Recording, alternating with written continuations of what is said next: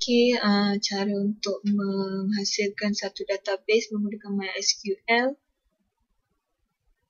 Okay, bermula klik pada PHP MyAdmin.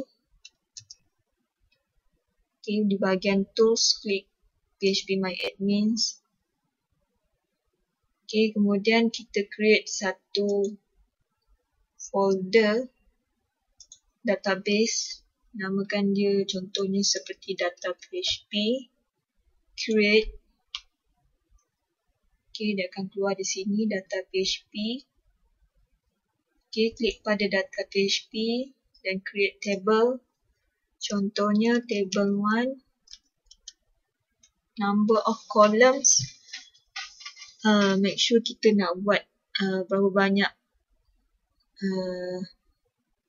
data yang ingin dimasukkan seperti username, first name untuk registration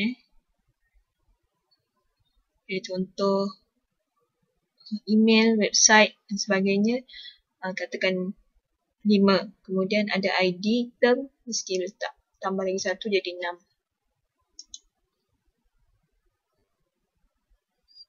Alright, first mesti ID.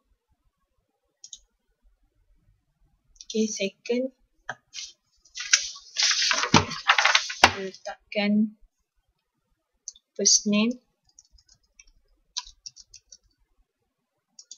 Okay, last name.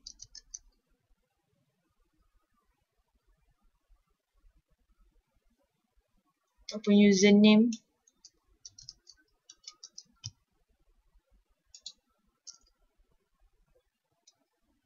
Email. Website. Message. Okay, ID ni kita jadikan dia sebagai integer ataupun tiny integer. First name, text, username, text, email, text, website, text, message, maybe we need long text. Alright, for ID, kita create dia sebagai auto increment.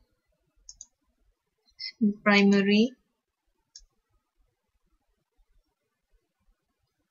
Okay, length value kita dah target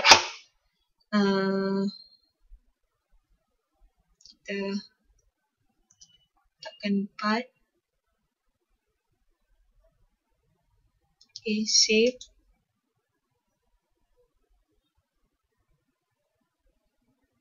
Okay, ini kita punya table.